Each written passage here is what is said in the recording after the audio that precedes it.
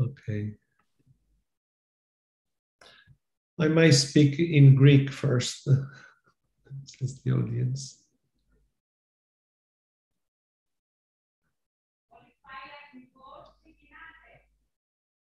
Okay.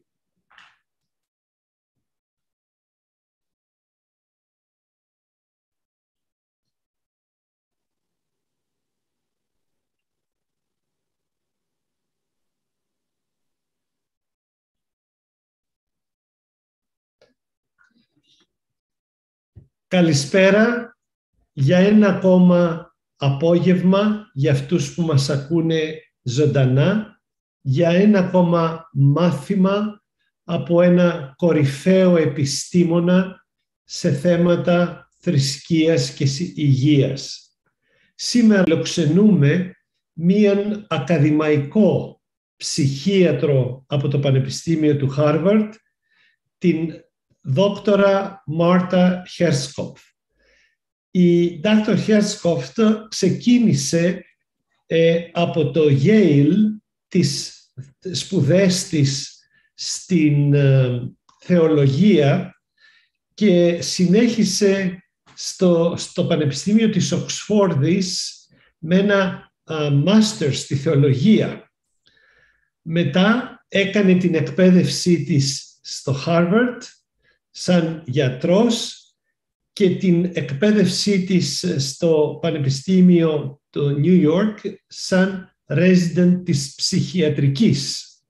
Και τώρα είναι στο Πανεπιστήμιο του Harvard και διδάσκει στους φοιτητές, στους οποίους μάλιστα είναι διευθύντρια των φοιτητών της Ιατρικής και των όσων ενδιαφέρονται για την Ψυχιατρική, και είναι μέλος του Συμβουλίου του Κέντρου της Βιοειθικής της Ιατρικής Σχολής.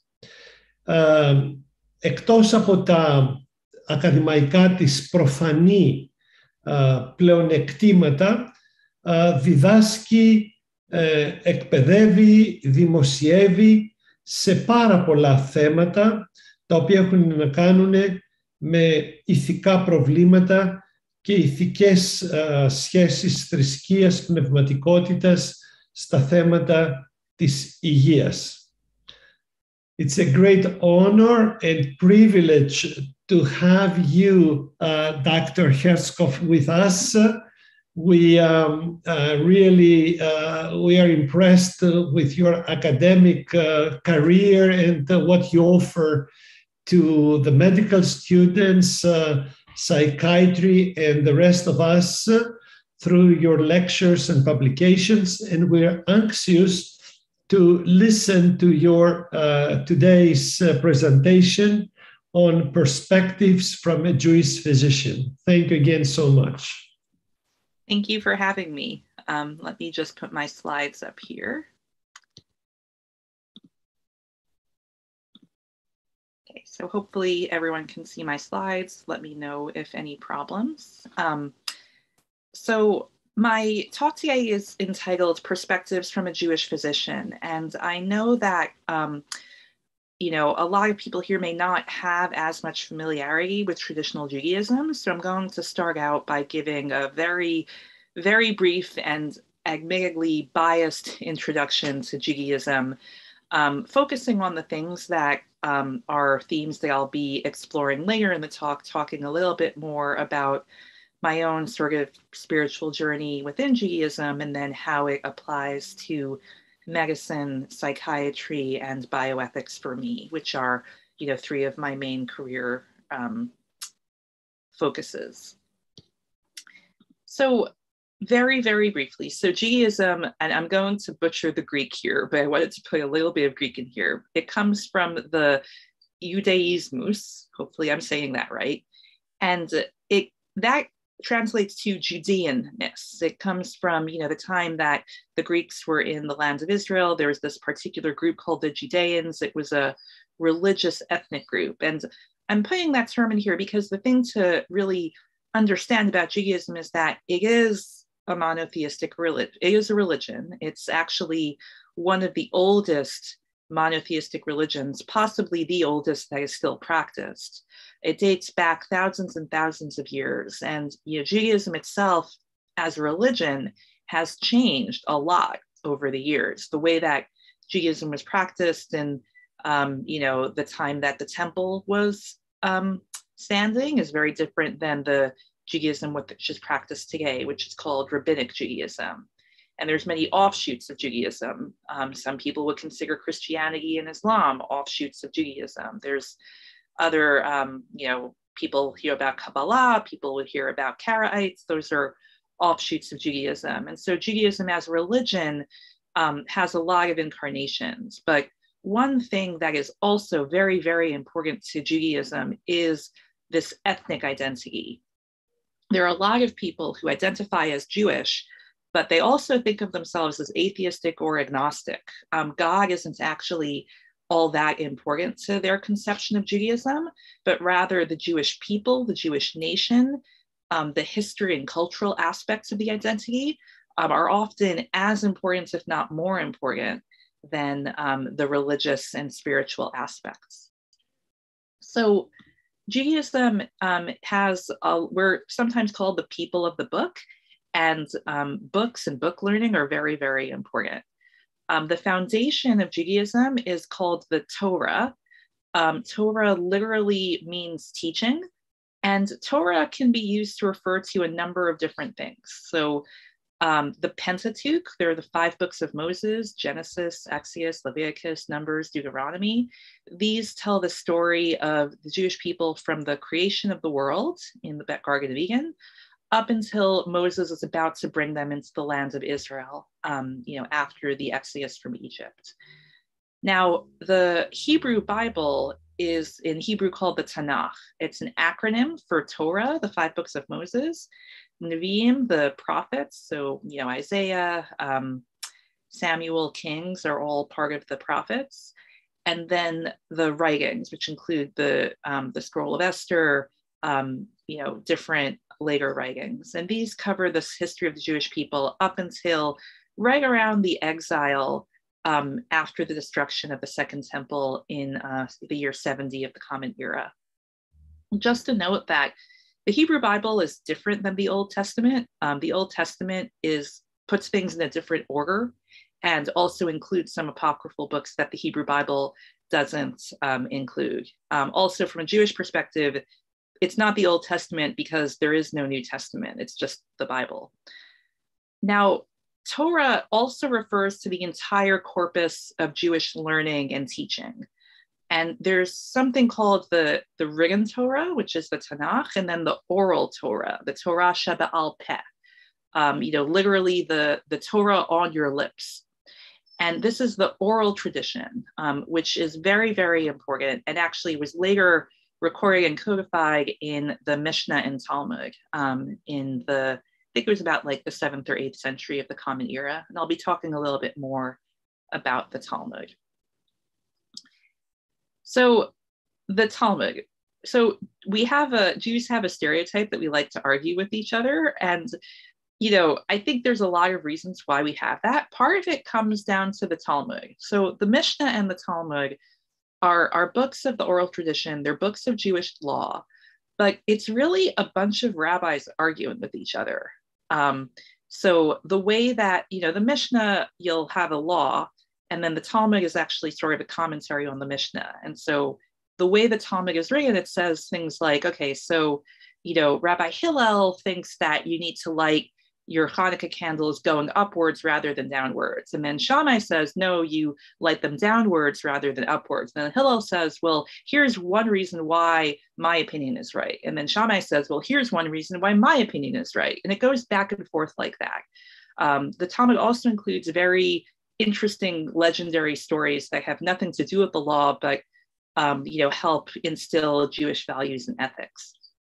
And I think the Talmud is a very unique and interesting document, and there's a number of implied values there. There's a real respect for different opinions.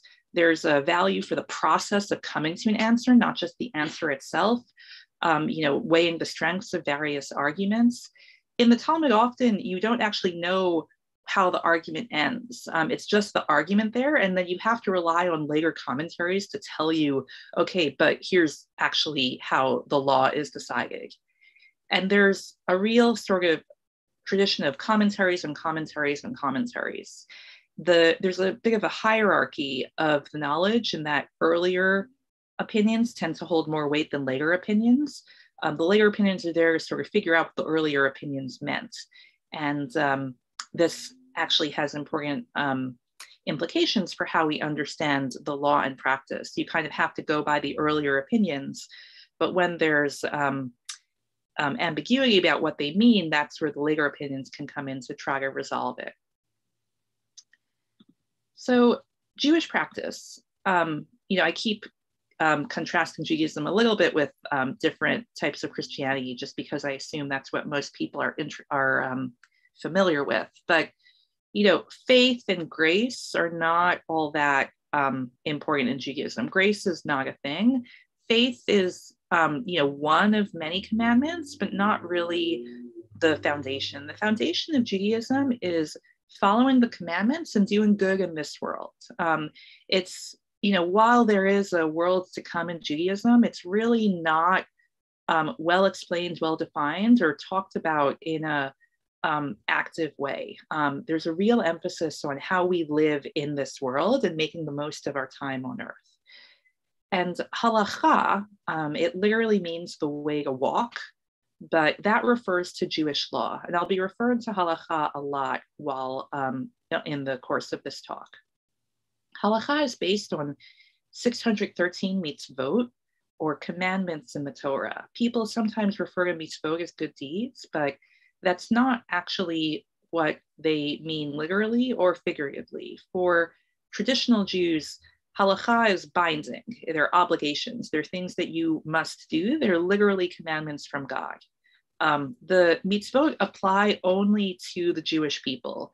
There's a much smaller subset of laws that apply to everyone. These are things like don't kill people, don't steal, the really, really basic laws. They're called the Noahide laws. They were the laws that were given to the sons of Noah after the flood. So before there was even a separate Jewish people, that started with the patriarch Abraham, about 1,000 years after that. So I'll talk a little bit more about some of these mitzvot. But one way that Judaism has changed in the past 2,000 years is that during the, from about, 1000 BCE to 70 CE, there was a temple in Jerusalem. And so many of the mitzvot and the practice really centered around the animal sacrifices in the temple. Once the temple was destroyed, the center of Judaism stopped being the temple, and it became in partly the synagogue, but also the home. A lot of halacha is practiced in the home, and then also just during your daily life. So one of the explanations I've heard of halacha, which is actually very meaningful to me, is that you sanctify every aspect of your life by placing limits on it. And this basically means that divinity, spirituality, imbues everything that you do. There's a proper spiritual way to do everything, and in that way, every part of your life is touched by God or your religion. So a couple of the very basic laws. So there's laws governing food. It's called keeping kosher. So a little bit about keeping kosher. It's similar to halal in that there's only certain animals that we can eat, and those animals need to be slaughtered in a particular way. Jews also don't mix milk and meat. So, you can't have a cheeseburger, you can't have chicken parmesan. And it's not just about only eating these things. There's a very complex system of ritual purity. So, it's not just that you can't eat bacon. You can't eat anything off of a plate which has touched bacon.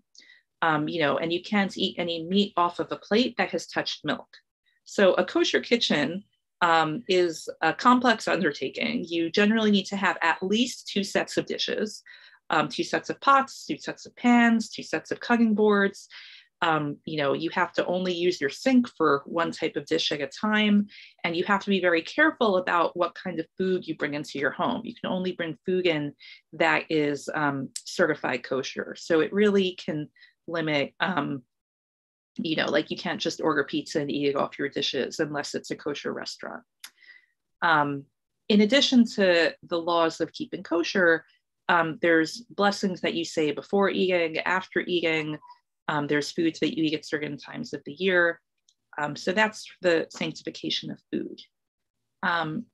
There's also the sanctification of time. So, in the book of Genesis, we read that God created the world in 6 days, and on the 7th day, God rested. And that day is known as Shabbat, the Sabbath.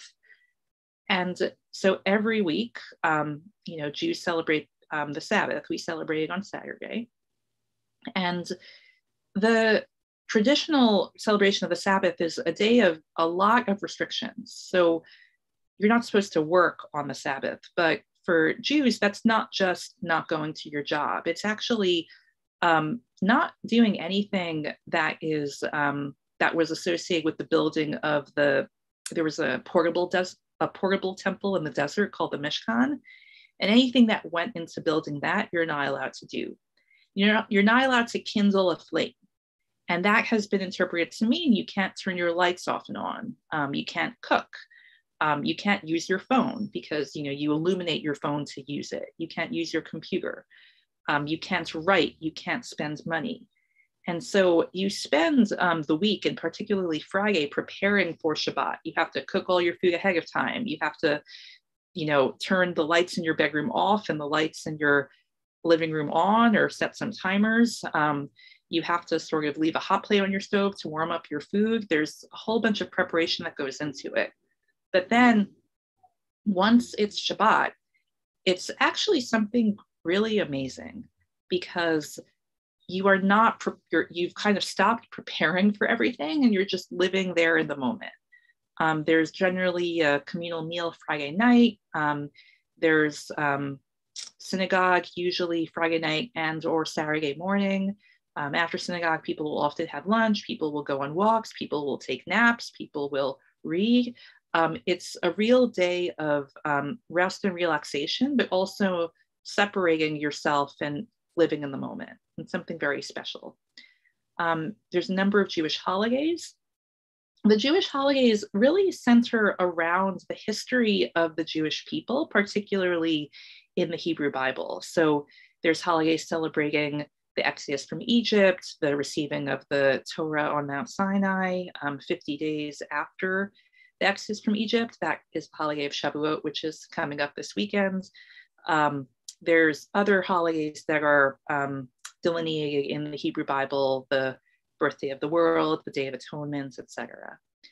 And then, Jews on normal days pray, traditional Jews, 3 times a day, morning prayers, afternoon prayers, and evening prayers. On holidays, it's 4 times. On Shabbat and holidays, it's 4 times. And on Yom Kippur, it's 5 times a day. And these need to be at specific times, depending on kind of where the sun is in the sky. Finally, there's sanctification of the body. So there's laws about modest dress, what to wear. You've seen people covering their heads with yarmulkes. We have blessings for everything. There's blessings that you say after you use the toilet. There's laws around sexual intercourse, times of the month that you can and cannot have intercourse. And then also, who you can and can't have intercourse with. And this is just a small subset of halakha. Halakha, again, can regulate everything from you're not allowed to mix wool and linen in your clothes. That's a law. So it's really all encompassing in a way that some people can find, restrictive and overwhelming, but can also be really beautiful and inspiring when you have it as a connection to your people and to your God. So for a long time, there's basically traditional Judaism and then people who moved away from Judaism. In the past, I guess at this point, it's like 100 or 200 years, there have been a variety of Jewish movements that have come up. And this is more so the case in America than in Europe.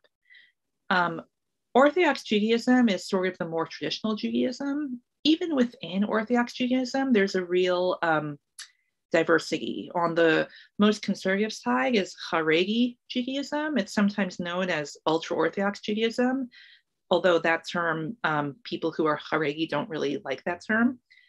And then on the more liberal side of Orthodox Judaism, you have something called modern Orthodox Judaism, which I'll be talking a bit more about.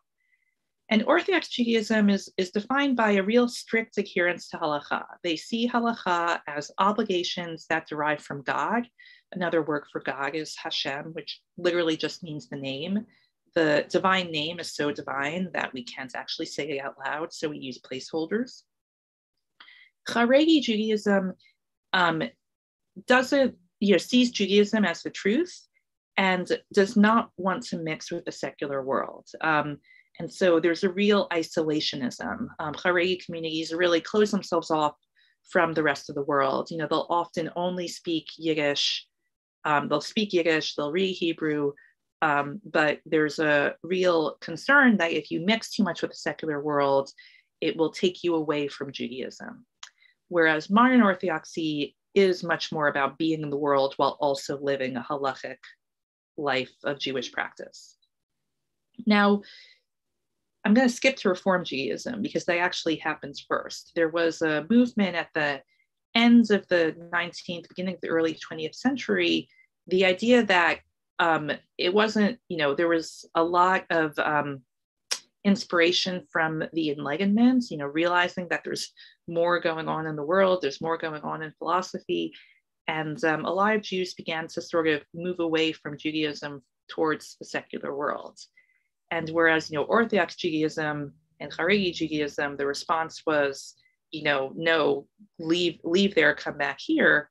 I think it was Shimshon Raphael Hirsch was a rabbi who said, no, it wasn't him, it was someone else, but basically said, instead of reforming, the reform movement was the idea that Judaism itself needed to change to get with the times, as it were.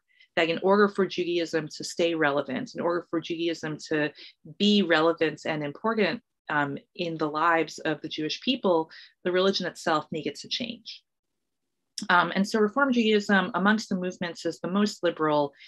Halakha is not as big of a emphasis there. It's more of an emphasis on ethics. And halakha and ritual are there as ways of helping one's identity, but the emphasis is not so much on obligations, it's more on spirituality, social justice, and the cultural aspects. Conservative Judaism falls in the middle. Conservative Judaism, there's a real respect for history and tradition. The authority of halakha is based on community acceptance of the laws. And so conservative Judaism has a value for the idea that halakha can change and should change based on the needs of the community. And there's, very specific ways that halakha can be updated, as it were. But that's sort of built into this understanding of Judaism as something that changes historically with the people itself. So that's a brief introduction to Judaism.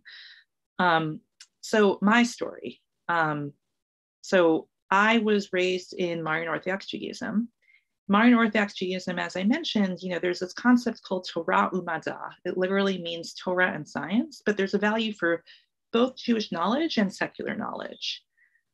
It has somewhat more liberal interpretations of halakha as able, finding some more authoritative minority opinions.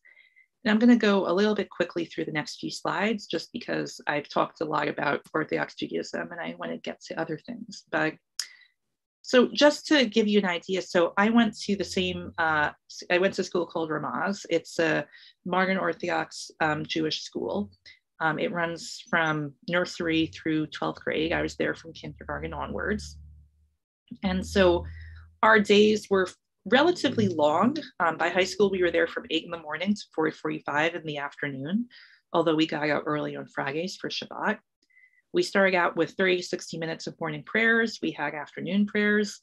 And there were a few things that distinguished Ramaz as a Jewish school. So we had, like most Jewish schools, we had a dual curriculum. So in addition to our secular subjects, math, history, science, we had a number of Judaic subjects. We had a whole class just for Talmud. We had a class for Tanakh, Hebrew Bible. We had a class for Hebrew language. And our Hebrew classes, our Jewish classes were taught in Hebrew. Our tests were in Hebrew. And one of the things that was actually very liberal, and I didn't realize it at the time, was that our school was not only co-ed, but our Judaic studies classes were co-ed. Talmud study is actually sort of the intellectual pinnacle of a lot of Jewish studies, and it's often not taught to women.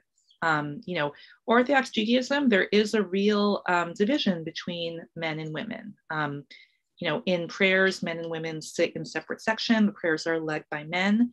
There are a lot of commandments that technically only apply to men.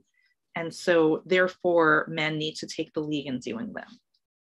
So there are a lot of Jewish schools, Orthodox Jewish schools, where men and women don't learn Judaic subjects together. And women in particular don't learn the Talmud. So it was quite, I didn't realize how liberal it was at the time, but we, had Talmud class together with the boys. We debated Jewish law together. It was great. Because it was a Jewish school, we had a strict dress code, based on traditional dress.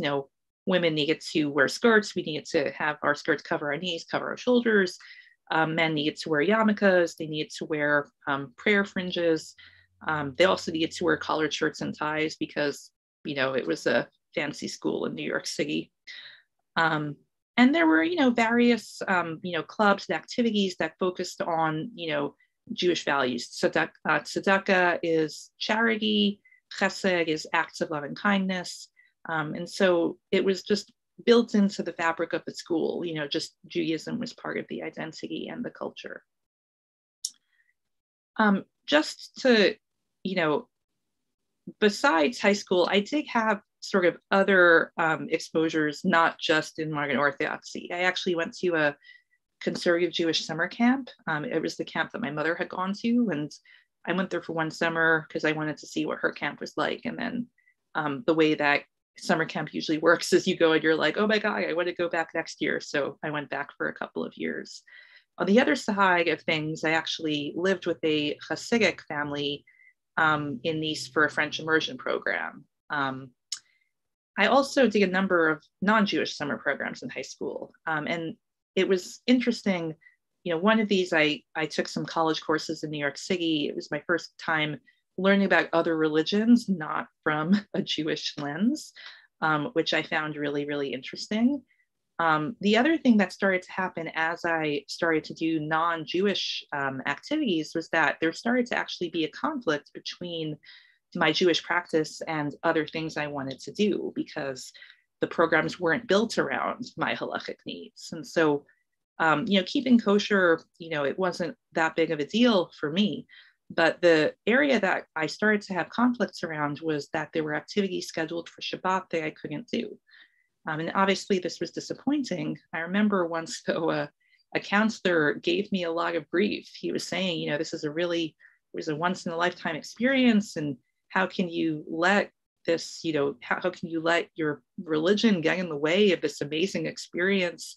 I was 16 at the time. And I was like, no, I told you guys that I wasn't going to do any trips on Saturdays. I'm going to stay home and read my book. Thank you very much. So, and I remember at that point, it didn't feel like missing out. This was just the way it was. I got so much out of practicing my religion. I wasn't doing it because I was worried I was going to go to hell. I just found it very meaningful, and this was just the way things were. So after high school, I went to college. I went to Yale, which is not a Jewish college. there are Jewish colleges, but I chose not to go there. And I was actually very excited to sort of start exploring more of the secular world. I figured that so Hillel is the Jewish Students Organization, and I figured I would spend time in Hillel on Shabbat because, that's where I would go to synagogue, that's where I would eat kosher food. But then I figured the rest of the week I would, be off, I thought I was going to be an English literature major, egg at the literary magazine. And I ended up as a world religions major, in addition to being pre-med. And I ended up as the co-president of Hillel. And what changed? It was my first time in a real consciously pluralistic space. So Hillel, it's not Orthodox, it's not conservative, it's not Reform, it's everything. It's for all of the students on campus who identify as Jewish in any way. And I found that really inspiring and liberating. And I was really interested in thinking about how a person's Jewish identity intersected with other aspects of their ethics and identity. So when I was co-president of Hillel, I worked on sponsoring live programs. We would co-sponsor with other student groups. So, we, explored Jewish feminism with, the Women's Center. We explore environmentalism, we explore social justice. We also set up interfaith and interethnic dialogues between different religious and cultural groups on campus. It was also in college that I started to have, what was eventually became a crisis of faith. And I think it started out really looking back, it started out my first year of college. In college, the Orthodox community was a little bit more right-wing than the community that I had grown up with. And this manifested itself particularly with regard to how women were treated. So I mentioned that men and women sit separately in services. There's actually a divider between them. And in the Orthodox prayer group at college, that divider kept getting higher and higher. And I mentioned that meant that women can't lead prayers, but then that became women can't give talks about the Torah during prayers. There were other aspects of what women could and couldn't do that were becoming more and more stringent while I was there. And I was finding that really problematic. And I started to go to the conservative Jewish services, which are fully egalitarian. So men and women sit together, men and women both lead the services. There isn't really a distinction based on sex or gender in egalitarian prayers. Then in my junior year, my third year of a 4-year program, I started to actually feel alienated from prayer. At that point, I was leading Hillel, and I found myself really distracted by the needs of the community. I'm thinking a lot about, oh, does this person feel welcome? Does that person feel okay? Are prayers going well? And and so instead of kind of focusing on my prayers, I was focusing on all the people around me. And I noticed over the course of the year that while I had always felt like God heard me and felt like I felt God's presence, that sort of went away over the course of the year. And I figured, okay, well, it's a really busy year. Once I stop having this leadership role, it will come back. I actually spent that summer in India studying traditional medicine. And I remember it was a real moment of cognitive dissonance and kind of existential loneliness. I was in the middle of nowhere in the Himalayas in this research center. It was my first time really being immersed in what was a Buddhist culture, actually. And, realizing that on the one hand, Judaism has a lot of reticence around polytheistic religions, especially if they involve idols. Idol worship is kind of literally the thing that Judaism began to counter. But I remember, being surrounded by Buddhists and Hindus and, seeing the practice of the religion and realizing it was much more complicated than what I had been taught in high school. And, feeling like things just didn't make sense, and also feeling quite lonely and not feeling the reassuring presence of God that had always been with me during my earlier years. And then when I got back to college for my final year, it just kept getting worse and worse. I didn't feel God again. And in fact, practicing halakha became confusing and painful. I wasn't sure why I was doing it anymore, if I wasn't sure if I believed in God.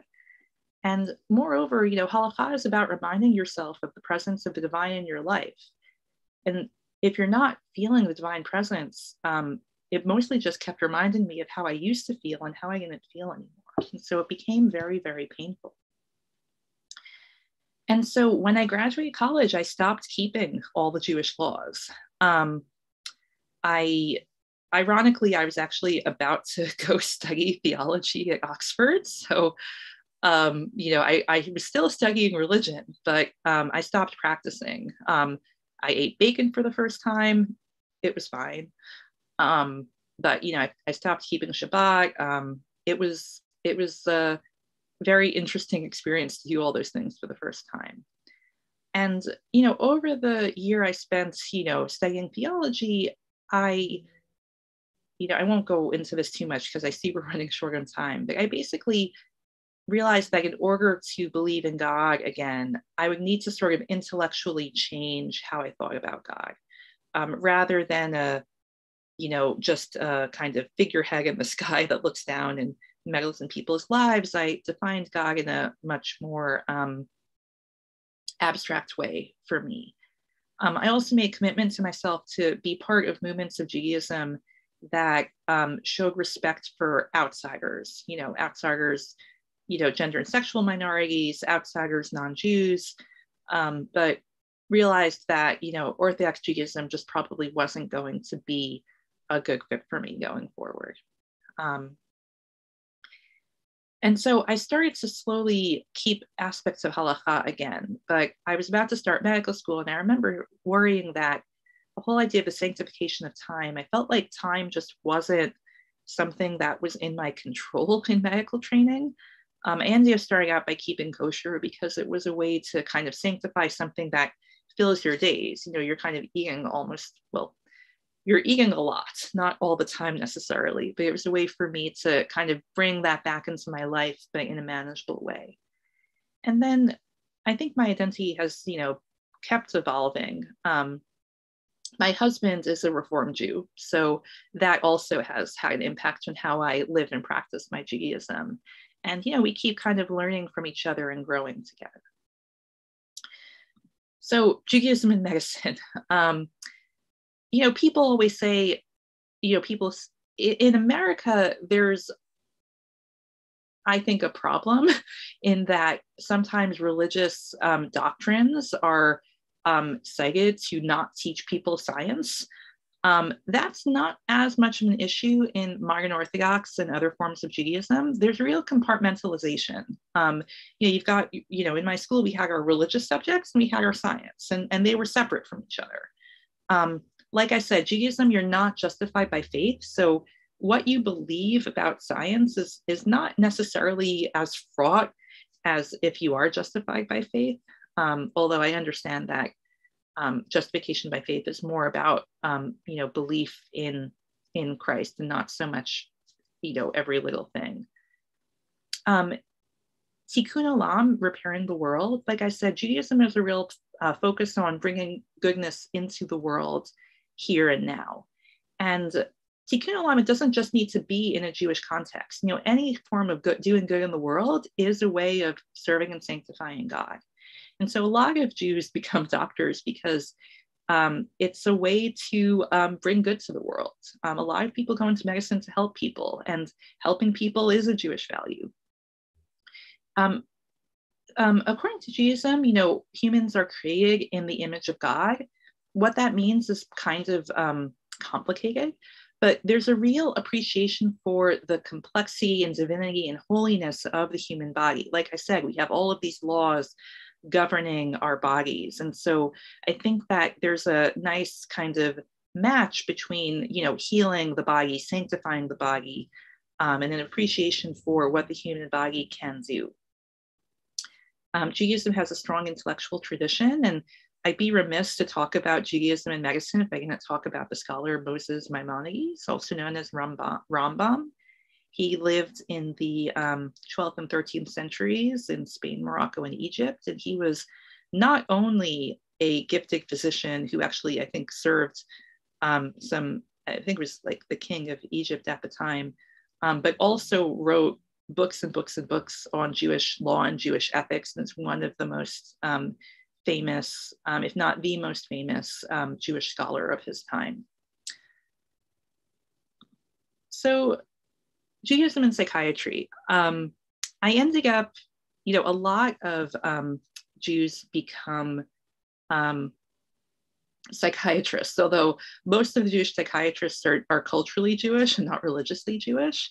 And I think some of it comes from our arguing tradition. In psychiatry, sometimes you don't necessarily have to have the answers, but you need to ask good questions. I also think that there's an ethic of humility. Growing up as an Orthodox Jew, for me, there was a certain humility. You don't always know all the answers. You respect the process of coming to the answers. Sometimes you do things for a while before you understand why. When you're 6 or 7 years old, Shabbat is like, what? I can't watch TV. I can't do this. I can't do that. And it's not for a couple of years that you come to realize like, oh, actually, this is pretty cool. And you don't necessarily appreciate it at first. The Jewish people have been persecuted for thousands and thousands of years. I think that there's a certain degree of intergenerational trauma, but also a lot of resilience. And I wonder if some of us are drawn to psychiatry because there's this tradition of, especially for Ashkenazi Jews, so Jews of Eastern European backgrounds, we talk a lot about our own suffering. And so there's a sort of a vocabulary and language around that.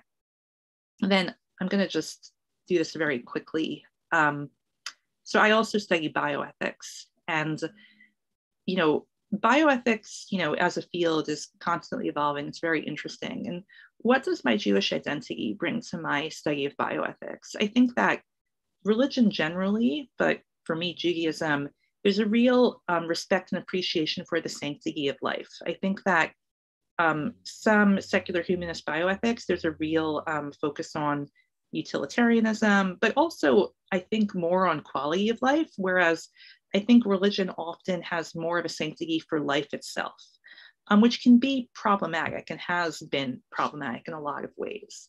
But I think it also, for me, brings, like I said, this aspect of humility to things. I think doctors often think that we know more than we know and can predict more than we can predict.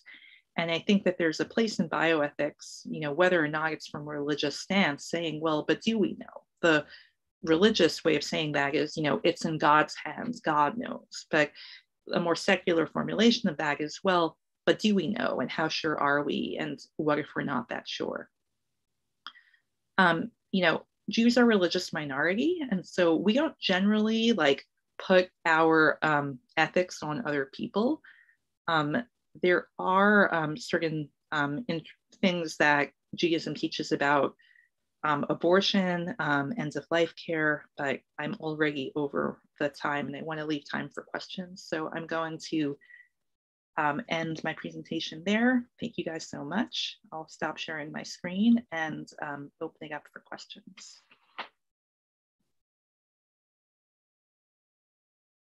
I think you're muted.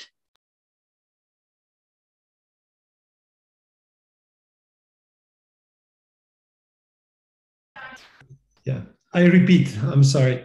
We are all touched and we are really thrilled and we are impressed and grateful for your sharing with us your personal way and career through Judaism and medicine. And I bet lots of the listeners, whether young medical students or older physicians, will recognize their own spiritual difficulties and perhaps decisions. So we really thank you for such an exciting and live presentation. I move on to some questions.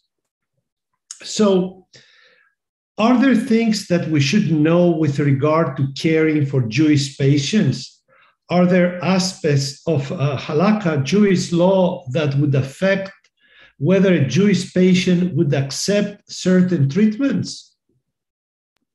Yeah, so one thing to know is, there's a lot of diversity in Judaism. So you can't assume, even if someone's clearly an Orthodox Jew, they'll not necessarily all believe the same thing or practice the same way. A few aspects of halakha that can affect treatment.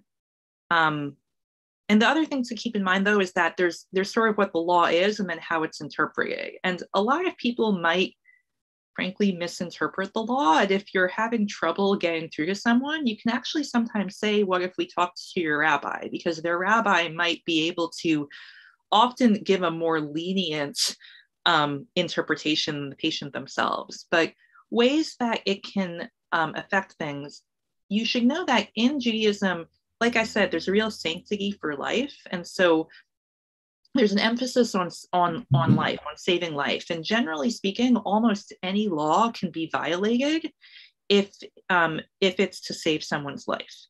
That said, some aspects that can be relevant, so keeping kosher, some Jews will not want to take capsules. They are made with gelatin. Gelatin is derived from pigs or sometimes other animals. And even though it's meant to help them and theoretically be life-saving, they'll often try to find other types of medications. This generally isn't the case for things like valves derived from pigs or cows, but there are some Jews who might feel really uncomfortable with that. And that's a situation where I would say, well, what does your rabbi say? Because the rabbi may give a more lenient interpretation of things. There are Jewish laws around what types of birth control can be offered. So traditional Jews technically shouldn't be using condoms. Forms of hormonal birth control for women are generally okay. Anything that stops the fertilization of the egg is generally good. Things that stop implantation of a fertilized egg can be problematic. And then just to be aware, that there are going to be days that Jews are fasting. If you don't want your patient to fast on a Jewish holiday, it can be helpful to say, I, as your doctor, don't think it's safe for you to fast this day. Like, please talk to your rabbi, but, it's much, rather than leaving it to the individual person and saying something like, well, whatever you feel comfortable with, people will interpret that to mean like, oh, it must not be that important. So it's important if you want to be authoritative, it's okay to be authoritative, to give someone the permission to take care of themselves and not do something that might be a little bit dangerous. Thank you. Another question reads as follows. What does it mean for you to be a Jewish doctor? Do you see practicing medicine as part of your Jewish identity? So, for me, I see my interest in medicine in a number of ways, but I do think that, we joke in America. I don't know if you guys joke about this in Greece, but, every Jewish mother wants her son to become a doctor. Or a lawyer. Yeah. And so, I think that, there's this idea that like, oh, how does a Jewish child make their parents proud? Oh, they become a doctor. But for me, I think of medicine as a form of lifelong learning in the service of other people. And that is a very Jewish value for me. The idea of using my mind, of using my intellect, of using my hard work to, be in this process of constant learning and also helping other people. Like I said, it's my way of trying to bring good to the world. It's my way of having tikkun olam. And so I find that for me, I think of the good I do in the world in that way. Within psychiatry in particular, I think, I do sometimes see patients who are Jewish. And so, obviously you have to balance that with your own kind of, issues of boundaries and not, getting too close to people. But for me, thinking about my own spiritual journey and the ways that I've sort of come to reinterpret and understand my own religious and spiritual identity, I think also helps me, see patients in times of suffering, whether it's, religious and spiritual suffering or other forms of suffering, and thinking about, how can we build from this? How can we come through this? How can we integrate this and move forward? And, I have lived a very lucky, privileged life, and so there are a lot of things that my patients go through, and I really don't know what it's like. But I think that, bringing to bear the idea that how can we make meaning from suffering, which is a very Jewish idea because the Jewish people have been suffering for generations, that's a way that I try to bring that to bear in my practice. Another question asks you have talked about how Judaism affects your approach to medicine bioethics. Has your study of medicine bioethics affected the way that you understand Judaism? Yeah, so, and I've thought about this because I got a similar question to this, when I gave a similar talk to this a few months ago. And, it's hard to say because, my identity changed at, medical training. I started medical school in 2007. So, I've been in medical training and medical practice for a while. But one thing that I have come to realize more, when I started medical school, Judaism and Jewish bioethics and Jewish law, there's a clear rule that you follow. It's like, this is what you do. There isn't really wiggle room. So for example, I remember we had a bioethics talk. It was like 4 babies, 3 machines. You have 4 babies who need an ECMO machine to help them breathe. And, the real question was, there was a baby who was already on a machine who had a very, very low chance of survival. Do you take her off the machine and give the machine to a baby with a higher chance of survival? And I remember in our class, they asked us, what would you do? And something like 90% of the class said that they would take the baby off the machine and give it to the healthier baby. And I remember I was actually sitting next to one of my Orthodox Jewish classmates. We were both like, wait, what? Like, no, like, taking a baby off a machine is killing the baby. Like, of course you cannot do that. Like, how is this even a question? And, the law, it's a more, for people who are familiar with bioethics, it's a more Kantian, deontological bioethic. It's like there's a rule and you follow it, and you don't think about the consequences of your individual action. Now good laws will generally lead to good results, but the law itself is what's paramount, and the reasons for doing it are what's paramount. And I think that religion can have a nice counterpoint to a more utilitarian, just maximize your results. But as I've practiced medicine, I've come to appreciate more and more the fact that, seeing the results of what we do, both for good and ill. And it's made me think a lot more about sort of how our practice in the world is not just about following the law, it's about maximizing the results. Similarly in bioethics, I sometimes, when I teach bioethics, I have to teach people, okay, here's what the law says, but, is that the right thing to do or not? We have like laws governing our practice in America, but sometimes following the letter of the law is not how you do the right thing. And I think that similarly has changed my approach to how I think about Judaism. As I've studied bioethics more and more, I already came to it knowing that there might not be a right answer, but I've also sort of turned that back onto my Judaism and, thought about how, when I, whereas I grew up saying, this was the way you like Shabbat candles, and you have to do it after sundown. You have to do it before sundown. If you do it after sundown, there's no point in doing it at all. But I've become a bit more flexible in my age, but also I think through, my husband and his family and seeing the way that they practice Judaism, which is a very committed way to practice it, but also not as much about halakha as just the value of the ritual itself and the value of the identity itself. There's another question that's less medical, but still I'll ask you, are Jewish people still waiting for the Messiah? Is there a place for Christ and or the triadic God? So there is a concept of the Messiah in Judaism. And so technically, yes, Jews are still waiting for the Messiah. We don't think the Messiah has come.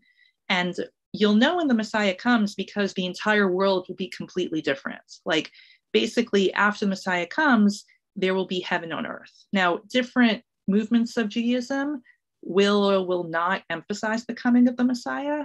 Hasidic Judaism and the family I actually lived with in France practiced a form of Judaism called Chabad, and there's much more of an emphasis on the Messiah there. Like I remember once I bought a new dress, and the mother I was staying with said, "Oh, that's a beautiful dress. You'll look so nice when the Messiah comes next week." But for most Jews, the Messiah is just someone. It's not a big part of the practice day to day. There is not a place, in my opinion, for Christ to the tripartite God in Judaism. Judaism prides itself on being monotheistic. There are Kabbalistic ideas of different aspects of God. Like there's sort of like, there's this idea that there's 7 parts of God. There's like justice and mercy and, kindness and sternness, but these are concepts. There aren't separate like persons within the divine. And that is one thing that distinguishes Judaism from Christianity.